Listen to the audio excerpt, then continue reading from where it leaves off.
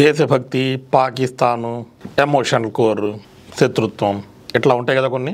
ఇలాంటి పదాలని భ్రష్టు పట్టించేస్తున్నారు, జింగోయిజం చూపిస్తున్నారు అనే ఒక వర్గం వాళ్ళకి ఇన్స్పిరేషన్ ఇచ్చే జనాలు కొంతమంది ఉంటారు. వాళ్ళకి మటుకు ఖచ్చితంగా తండేలు నచ్చదు, తీసి పక్కన పెట్టేద్దాం, వాళ్ళని ఎవరేం చేయలేరు. అట్లాగే కొంతమంది ఆడియన్స్ ఉంటారు, వాళ్ళు ఎలా అయినా సరే ఏ సినిమానైనా సరే ఏ టైంలో అయినా సరే వెళ్ళి చూడాలి అనుకుంటారు. వాళ్ళకి ఈ సినిమా బాగున్నా బాగుండకపోయినా వాళ్ళు చూస్తారు, వాళ్ళని ఏం చేయలేము.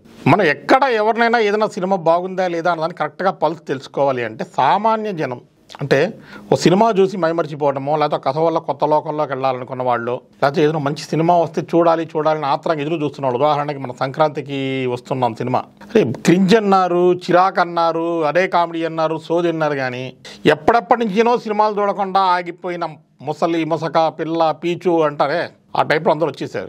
మరి తండేల్ సినిమా ఇప్పుడు ఆ సంక్రాంతికి వస్తున్నాం తర్వాత అంత పెద్ద హిట్ అవుతుందా అంటే అంత పెద్ద హిట్ అయిన అవకాశం అయితే లేదు. కానీ సినిమా బాగుందా అంటే బ్రహ్మాండంగా ఉంది, మంచి సినిమా బాగా తీశారని చెప్పాలి మనకుండే స్టాండర్డ్స్ వాటి పరంగా చూస్తే. సో అసలు ఆ సినిమా ఎట్లా ఉంది, దేని గురించి ఏంటి అదా ఒకసారి మనం చర్చిద్దాం. చెప్పాలంటే నేను రివ్యూ అనే దానికన్నా కూడా ఓ డిస్కషన్, ఓ పాయింట్ ఆఫ్ వ్యూలో ఎందుకు నచ్చుతుంది, ఎలా నచ్చుతుంది అనే పాయింట్ ఆఫ్ వ్యూలో మనం వెళ్దాము. ఏంటంటే తండేల్ అంటే మనకు తెలిసిందే, that is not a Telugu word, అది మనకి ఒక గుజరాతీ పదం అని చెప్తున్నారు. అంటే ఏంటంటే ఒక అడవిలో లాగానే సముద్రంలో కూడా వేటకి మత్స్యకారులు వాళ్ళు వెళ్తుంటారు కదా, వాళ్ళ నావకలు వాటికి సంబంధించి ఒక బోట్స్ ఉంటే కెప్టెన్ లాంటి వాడు, ఒక టీమ్ ఆఫ్ ఫిషర్మెన్ అంటే జాలర్లు అలాంటి వాళ్ళని బాగా లీడ్ చేస్తూ ఉండే వ్యక్తి అనమాట. వాళ్ళకు నాయకుడు లాగా ఉండే వ్యవహరించే వ్యక్తి. అలాంటి వ్యక్తి కొడుకు అలాంటి వ్యక్తిని దగ్గర నుంచి పరిశీలిస్తూ తన తండ్రి ఏ విధంగా ఎదుటి వాళ్ళని లీడ్ చేస్తున్నాడు, ఆ లీడ్ చేస్తూ వాళ్ళని ఏ విధంగా మంచి చెడు చూసుకుంటున్నాడు, బాధ్యత రెస్పాన్సిబిలిటీస్ ఎట్లా తీసుకుంటున్నాడు, ప్రకృతిని ఎట్లా ఎదిరిస్తున్నాడు, సముద్రం మీద వెళ్ళి ఆ జాలర్లకు వాళ్ళకి కావాల్సిన పనులన్నీ వాళ్ళకి చేశారు, ఆ బిజినెస్ ఎట్లా ఉంటుంది, అవన్నీ ఎట్లా బాగా చేస్తున్నాడు దాన్ని చిన్నతనం నుంచి గమనించిన ఒక కుర్రాడు తన తండ్రి తర్వాత ఆ బాధ్యతని తీసుకుని సమర్థవంతంగా నిర్వహిస్తున్న సందర్భం ఈ కథ. అలాంటి సందర్భంలో ఆ అబ్బాయి లైఫ్ లో ఒక అనుకోని సంఘటన జరుగుతుంది. మనకు తెలిసిందే, సముద్రం మీద ఒకసారి మత్స్యకారులు కానీ కాదు, షిప్లు కానివ్వండి, పెద్ద పెద్ద వ్యాపార నౌకలు కానీ ఏవైనా సరే వెళ్ళినాయి అంటే మళ్ళీ తిరిగి వస్తాయని గ్యారంటీ లేదు. వచ్చిందాకా ప్రాణాలు అరచేతిలో ఇట్లా పెట్టి కూర్చోవాల్సిందే. అఫ్ కోర్స్ ఈ రోజు అంత రిస్కులను తగ్గిపోయినాయి, కానీ ప్రమాదం అనేది ప్రమాదం. ఎందుకంటే ప్రకృతిని మనిషి ఎదిరించగలగడం అన్నది ఈ రోజుకి సాధ్యపడే పని కాదు. తుఫాన్లు రావచ్చు, సునామీలు రావచ్చు కదా, అలాంటి కష్టమే హీరోకి వస్తుంది. దానికన్నా ముందు ఏంటంటే మనకి సినిమాలు ఏం చూపిస్తారంటే మంచి బ్యాక్గ్రౌండ్ ఇన్ఫర్మేషన్ ఇస్తూ ఈ తండేల్ రాజు, అతని ప్రేయసి సత్య, వీళ్ళ మధ్య ఉండే అనుబంధాన్ని వాటిని బాగా ఎస్టాబ్లిష్ చేస్తారు మనకి. అసలు సినిమాని స్టార్ట్ చేయడం కూడా సత్య తండేల్ రాజు కోసం ఎదురు చూస్తూ ఈ కథలోకి మనల్ని తీసుకెళ్లేటట్టుగా వాళ్ళ ప్రేమని, వాళ్ళ అనుబంధాలని, అసలు రాజు ఎట్లాంటి వాడు ఏంటి అన్నదాన్ని తన గురించి చెప్పుకునే విధానం తీసుకొచ్చారు. దీంట్లో నాకు అన్నిటికన్నా బాగా నచ్చింది ఏంటంటే ఎవరైనా వాళ్ళ కథని చెప్పుకుంటున్నప్పుడు వాళ్ళ గురించి కొంచెం గొప్పగానో ఎక్కువగానో హై లెవెల్లోనో చెప్పుకుంటారు, కొంచెం సెల్ఫ్ డబ్బా నేను అనేదట్టుగా. కానీ ఇందులో సాయి పల్లవి క్యారెక్టర్ని అలా కాకుండా మెయిన్గా హీరో పాయింట్ ఆఫ్ వ్యూ నుంచి తీసుకొచ్చారు. అట్లా అని చెప్పి హీరోని కూడా ఎక్కడ వీడు దేవుడు, వీడు ఆకాశంలో చూడబడ్డాడనే రేంజ్లో చూపించలేదు. అంటే మొత్తం గ్రౌండెడ్గా ఉంది. ఇవి చాలా బాగుంటాయి. ఇవి మనకి ఏం చేస్తాయంటే ఫస్ట్ హాఫ్ లో పెద్ద యాక్షన్ నడవటం అంటే మనకేంటంటే మెయిన్ స్టోరీలోకి వెళ్ళకపోయినా అని చెప్పుకోవచ్చు. ఆ మెయిన్ స్టోరీలోకి వెళ్ళకపోయినా సరే అక్కడ ఉండే సీన్లు అవన్నీ మనం ఏం చేస్తుంటే ఎంగేజ్ చేస్తాయి. తర్వాత క్రమంగా మన కథలోకి వెళ్ళటము, అక్కడ పెద్ద తుఫాన్ వస్తుంది. ఆ తుఫాను వచ్చిన సందర్భంలో ఆ తుఫాన్లో తట్టుకుని వాళ్ళు వెళ్తూ తెలియకుండా వాళ్ళు పాకిస్తాన్ సముద్ర జలాల్లోకి వెళ్ళటము, పాకిస్తాన్ వాళ్ళని కాస్త అరెస్ట్ చేసి తీసుకెళ్ళిపోయి జైల్లో పెట్టడం జరుగుతుంది. పాకిస్తాన్ వాళ్ళు కానీ ఏదైనా చిత్రదీశాల వాళ్ళు కానీ అరెస్ట్ చేసి జైల్లో పెట్టారంటే ఎట్లా ఉంటుంది సినిమా నెక్స్ట్ అని మన అందరికీ తెలిసిందే. కాబట్టి దీనికన్నా ముందు ఇక్కడ లవ్ స్టోరీ గురించి మాట్లాడదాం. ఏంటంటే మనకు తెలిసినట్టుగానే ఆ సముద్రాల మీదకి వాటికి అట్లా షిప్స్ మీద వెళ్ళిపోయే వాళ్ళు ఏంటంటే సంవత్సరంలో 300 కాలం వాళ్ళ సముద్రం మీద నీళ్ల మీద గడిపేస్తుంటారు. మరి వాళ్ళ కోసం వాళ్ళ ప్రేయసులు కానీ భార్యలు కానీ ఫ్యామిలీ మెంబర్స్ కానీ ఏంటంటే మిగిలిన కొద్ది రోజులు ఎప్పుడెప్పుడు వస్తారని చెప్పి ఆసక్తిగా ఆతృతగా ఎదురు చూస్తుంటారు అనమాట. అలా నడిచే లవ్ స్టోరీలో వాళ్ళకి ఒక సందర్భంలో ఏం చేస్తుంటే హీరో, ఈసారి నేను ఈ పెద్దదాన్ని పని పూర్తి చేసుకుని రాగానే మనం పెళ్లి చేసుకున్న ప్రామిస్ చేస్తాడు. మీకు తెలుసు కదా, అలాంటి ప్రామిస్ ఒకటి జరిగింది అంటే ఆటోమేటిక్గా అక్కడే మనకు అసలు స్టార్ట్ అవుతుందని తెలుస్తుంది. అదే బీట్ని నీట్గా కంటిన్యూ చేస్తూ మనకి ఆ తుఫాన్ సీన్ సృష్టించారు, బాగా తీసుకొచ్చారు. మంచి ఎమోషనల్ హై పాయింట్తో మనకు ఒక ఫస్ట్ హాఫ్ ముగుస్తుంది. సెకండ్ హాఫ్ దగ్గరకు వచ్చేసరికి ఏమవుతుందంటే ఇందా అని చెప్పాను కదా, ఒక వర్గం వాళ్ళకి బాగా ఇన్స్పిరేషన్గా నిలిచే వాళ్ళకి పొరపాటు సినిమా నచ్చదని చెప్పి వాళ్ళకి నచ్చనట్టుగానే సినిమాలో కొంచెం జింగోయిజాన్ని చూపెట్టారు. అంటే దేశభక్తి అని చెప్పి మరి జింగోయిజం స్థాయికి వెళ్ళలేదు అన్నట్టుగా.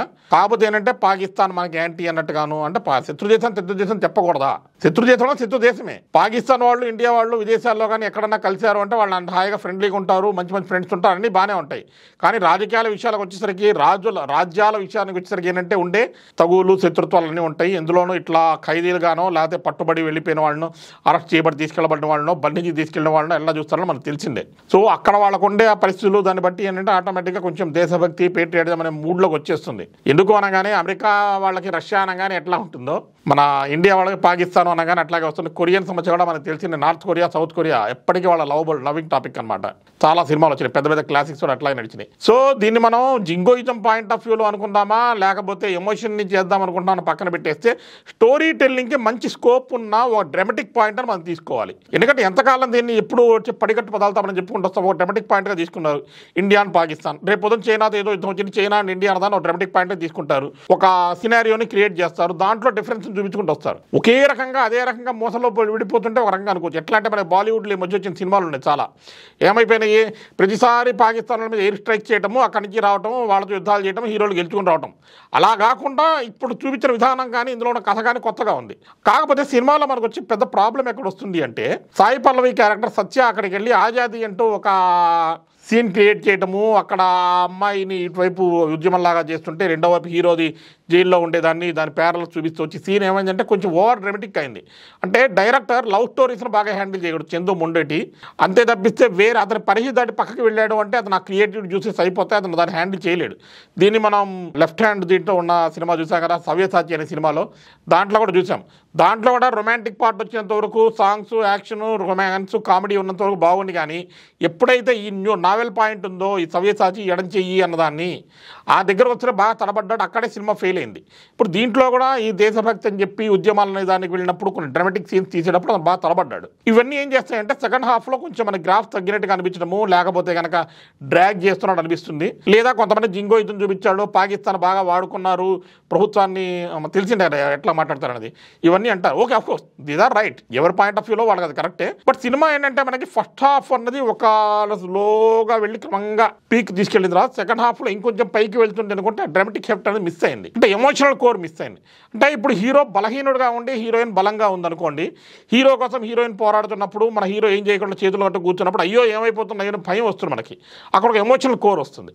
కానీ ఇక్కడ ఏం ప్రాబ్లం వస్తుంది అంటే మనకి హీరో కూడా అటువైపు నుంచి యుద్ధం చేస్తాడు, మంచి బలం కలిగిన క్యారెక్టర్, అది మంచి యాక్టివ్ అంటే కథన పరంగా ప్యాసివ్ క్యారెక్టర్ అయిపోయింది స్టోరీ డైనమిక్స్ పరంగా.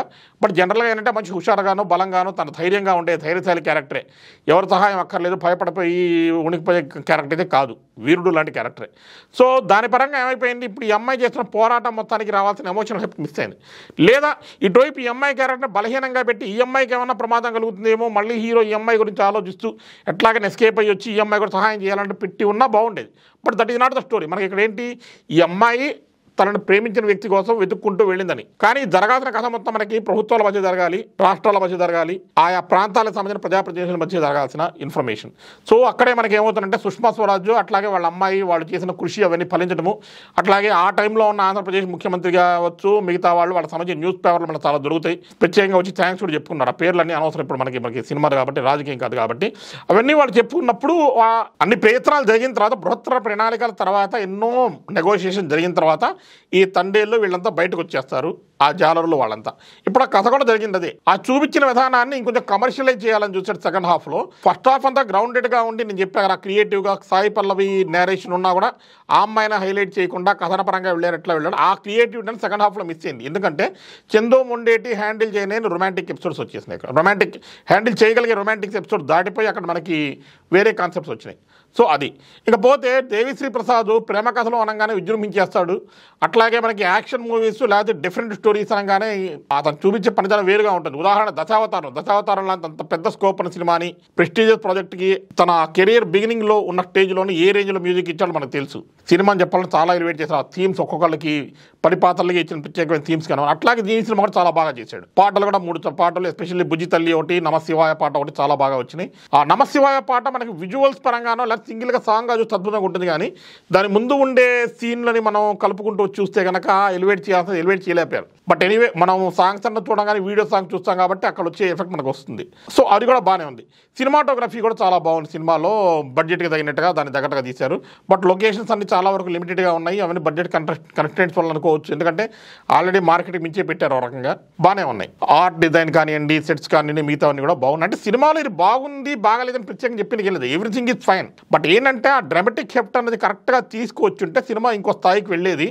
కానీ ఇంకో స్థాయికి వెళ్తుందా లేదా అని డిసైడ్ చేయాల్సింది మాలాంటి క్రిటిక్స్ లేకపోతే ఇంటర్నెట్లో మిగతా వాటిల్లోనూ ఒపీనియన్స్ రాసేసే వాళ్ళ కాదు, సామాన్య జనం చూడాలి. ఎంతమంది బాగుంది అన్నా ఎంతమంది బాగలేదు అన్నా సరే సంక్రాంతికి వస్తున్నాం, పెద్ద హిట్ అయిపోయింది, గేమ్ చేంజర్ని మొదట్లో తొక్కేశారన్నా కూడా అది బాగుంది అని చాలామంది తర్వాత చెప్పినా కూడా ఈ రోజున ఇప్పుడు ఓటీటీలో వచ్చిన ఆడుతున్న గ్యారంటీ లేదు. So everything depends on how the audience receive. Target audience కానివ్వండి, లేకపోతే ఆ టైంలో స్పందించే ఆడియన్స్ కానీ. దానికి డాకు మహారాజ్కి అద్భుతమైన రివ్యూలు వచ్చినాయి. ఆ సినిమా చాలా పెద్ద హిట్ కావాలి. కానీ అప్పటికే యాక్షన్ మూవీస్, వైలెంట్ మూవీస్ చూసి విసిగెత్తిపోయిన ప్రేక్షకులకి సంక్రాంతికి వస్తున్న ఫ్రెష్ బ్రీజ్ లాగా వచ్చింది. అలాంటిదే ఈ తండేల్ సినిమా కూడా ఒక ఫ్రెష్ బ్రీజ్ ఆఫ్ లైఫ్ అనమాట. ఒక స్పెషల్గా ఉంటుంది. వాళ్ళ మధ్య హీరోయిన్ల మధ్య పండే కెమిస్ట్రీ కానివ్వండి, సాయి పల్లవి యాక్టింగ్ అంటే మనకి ఏంటంటే ఎప్పుడు అమ్మాయి ఇలాంటి క్యారెక్టర్లు ఇస్తారు, ఇలాంటి క్యారెక్టర్ బ్రహ్మాండంగా చేస్తున్నారు. స్పెషల్గా తనేం చేయలేదు, she didn't try about the character. But ఇందులో సర్ప్రైజ్ ప్యాకెట్ వచ్చేది మనకి ఏంటంటే నాగ చైతన్య. చెప్పాలి అంటే కనుక రామ్ చరణ్కి రంగస్థలంలో ఎలాంటి పాత్ర వచ్చిందో అలాంటి క్యారెక్టర్ది. కాకపోతే సినిమా రంగస్థలానికి దీనికి కొంచెం తేడా ఉంది. సుకుమారే వేరే డైరెక్టర్ అవును, తక్కువ చేయడం కాదు. సో అది మిగిలిన క్యారెక్టర్ అని ఏంటంటే అలంకారప్రాయంగా ఉంటాయి, కథలో అట్లా భాగాలుగా వస్తాయి, వెళ్ళిపోతుంటాయి. సో సినిమా చూడొచ్చు అంటే తప్పకుండా థియేటర్లో చూడొచ్చు.